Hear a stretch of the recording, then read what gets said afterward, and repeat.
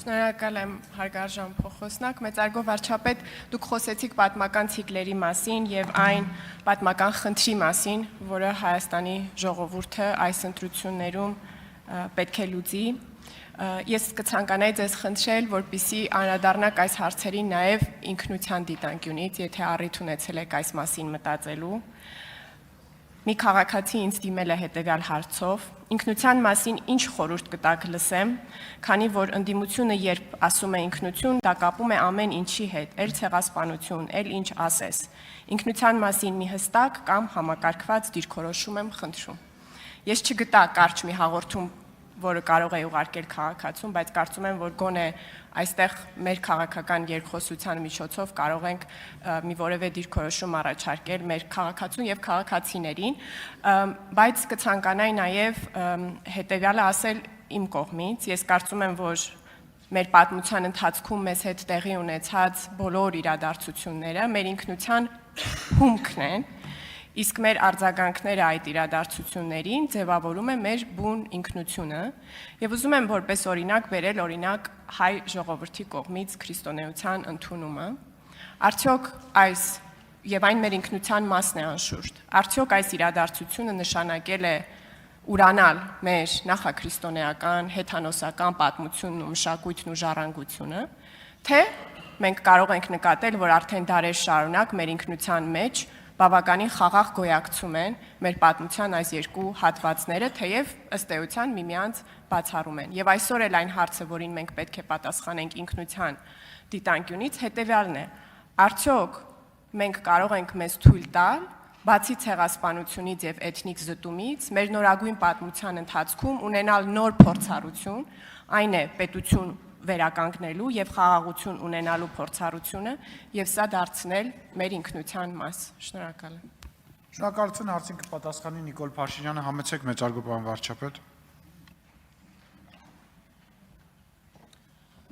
Շնորհակալ եմ Տիկին Կարապետյան հարցի համար, իրական Հայաստանի գաղափարախոսությունը շատ հստակ եւ կոնկրետ է տալիս այդ հարցի պատասխանը, ասելով մեր ինքնությունը մեր պետությունն է եւ մեր պետությունն է մեր ինքնությունը։ Ընդ որում դա վերաբերվում է ոչ միայն հիմա, այլև բոլոր ժամանակներից։ Մենք առանց պետության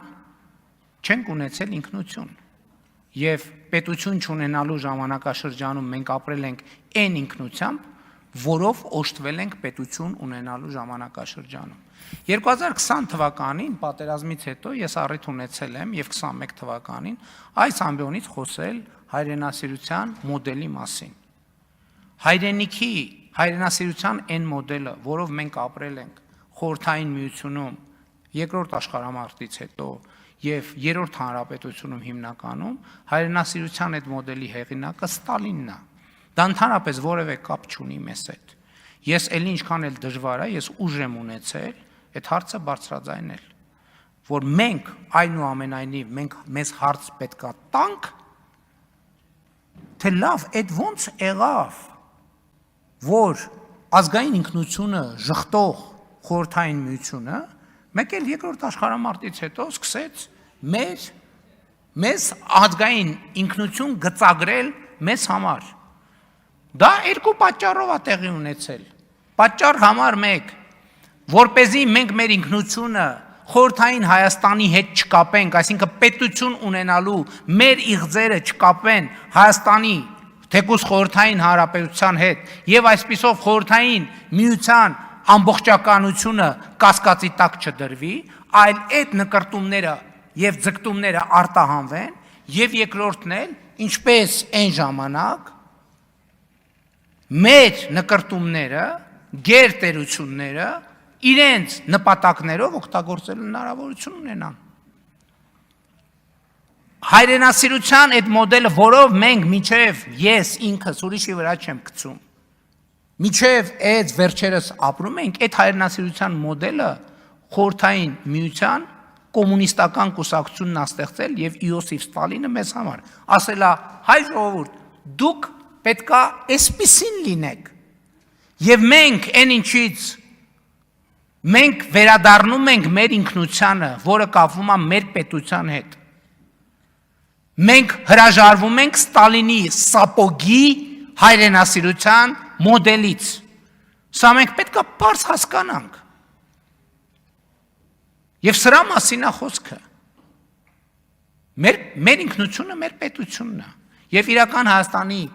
գաղափարախոսության բանախոսությունների ժամանակ ես ամեն անգամ հատուկ անդրադարձ եմ անում դրան։ Համեցեք։ Շնորհակալ եմ, կարծում եմ նաև ձևակերպումը, որ Հայաստանի Հանրապետությունը դու ես Հայաստանի Հանրապետությունը, կրկին մեր ինքնության մասին է։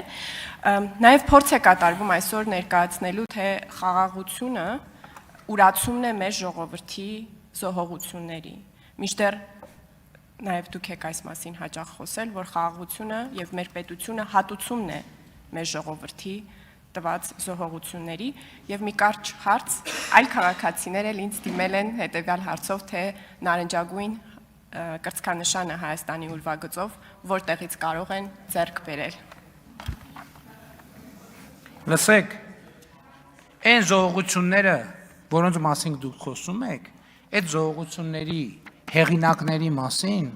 Լեոն գրել է Հայաստանի գիտությունների ազգային ակադեմիան էլ հաստատել, ասել է դա հաստատվեց։ Հայ ժողովուրդը էլի գիտեմ դժվար է անցալվելու։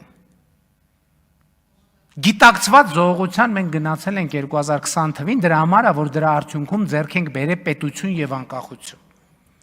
Սրանից առաջ այդ բոլոր զոհողությունների հեղինակը մենք չենք եղել, մեզ տարել են կառափնարան եւ զոհել են իրենց շահերին։ Առաջին անգամ մենք զոհողություն ենք գնացել մեր շահերի համար, հասկանում եք, մեր պետության համար, մեր ինքնության համար, մեր ապագայի համար։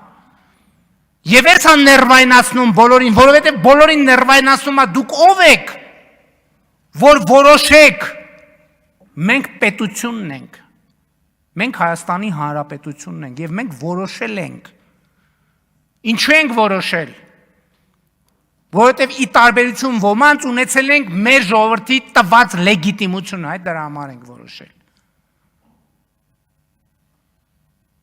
Մենք քվեատուփեր լցելով չի որ եկել ենք, հասել ենք իշխանության։ Ոչ էլ ստեղից ընդեղից դաբրոներ ունենալով ենք եկել հասել իշխանության։ 2018 թվականի հեղափոխությունը ասում են սա է աջակցել, տեղի է ունեցել ի հեճուկս բոլորի։ Ի հեճուկս բոլորի։ Որովհետև բոլորին ձեռք էր տալիս Հայաստանի Հանրապետությունը ունենալ հորթի կարգավիճակում, որի վզից պարանը գցած որտեղ ուզում տանում են։ Չէ, բա այդ է երաշխավորը։ Երաշխավորն է նա, որ պարանը գցել է հորթի վիզը եւ երաշխավորում է, որ ինքը նույնիսկ իրավունք չունի որոշել, թե ինքը երբ զոհողության գնա։ Որովհետեւ ինքը իրավունք չունի իր համար զոհողության գնա։ Ինքը կարա զոհողության գնա միայն երաշխավորի համար։ Երբ որ երաշխավորը ասի, եկելա քո մորթվելու ժամանակը, գնա մորթվի։ Հա? Մատաղի, այո։ Բոլորին է սա ներվայնացնում։ Ես պատասխանատու ասում եմ, 2018 թվականի ոչ բռնի թավշա հեղափոխությունը տեղի է ունեցել ի հեճուկս բոլորի, պատկերացնում եք բոլորի։ Եվ դրան ապացույց կա 18 թվի հեղափոխության ժամանակ Հայաստանում հավատարմագրված օտարերկրյա դեսպանները ինձ հրավիրեցին, դեռ արդեն պարզ էր, որ հեղափոխությունը լինելու է։ Ինձ հրավիրեցին Մարիոտ հյուրանոցում հանդիպման։ Ասի դե դեսպաններ են հրավիրում են հանդիպման, գնամ հանդիպման։ Գնացի բարև ձեզ, ինչ կա, բա մենք ուզում ենք միջնորդենք ձեր եւ կառավարության միջև, որ այս ճգնաժամից դուրս գանք։ Աստծի շնորհակալություն, Հայաստանում ճգնաժամ չկա, եւ եթե դուք ուզում եք միջնորդեք մեր եւ իշխանության միջև, իշխանությունը ժողովրդի ձեռն է։ Մյուս կողմ չկա, որ դուք միջնորդելու հնարավորություն ունեն։ Ստեսություն, գնացեք զբաղվեք, կպեք ձեր գործերին։ Իրանք գնացին կպան իրանց գործերին, Հայաստանի ժողովուրդն էլ իր գործը արեց։ Մեր առաջնորդությամբ, օգնությամբ, աջակցությամբ։ Չէ՞ Սորոսը կազմակերպեց, Բորոսը Սորոսը ձեզ է կազմակերպել։ Այդ դուք ա որ Սորոսի նման երաշխավոր եք, փնտրում որ հորթի նման գլուխները տանեք, մտցնեք պարանի մեջ։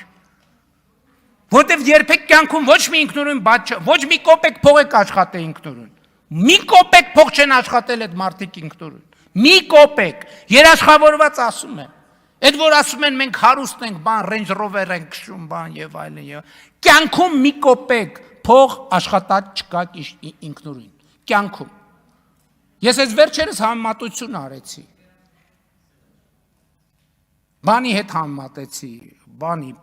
Պրիգոժինի հետ համեմատեցի, որ բաններ ճաշմատուցողի կարգավիճակից դարել էր իբր ինչ որ մեկը։ Այդ նույն մարդիկ այդ բանն են։ Խոհարարի մատուցողի եւ սմբողի արանքի այդ որ վերջում absent-անում տենց բաներ կան, էլի տենց պրոտոկոլներ կան։ Այդ մարդիկ մի կոպեկ ինքնուրույն փող չեն աշխատել, մի կոպեկ։ Մի կոպեկ։ Իրանք սկսել են, իմիջ այլոց ասեմ, էդ էլ պետք է ասենք, Ռուսաստանի և այլ երկրների մեծահարուստների մի մասը, իրանք ուրիշների փողերի վրա եղել են տեղապահ և են տեղապահ,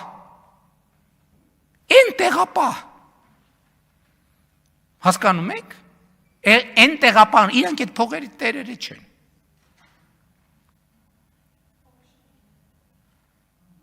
Եվ հիմա երաշխավոր են ուզում,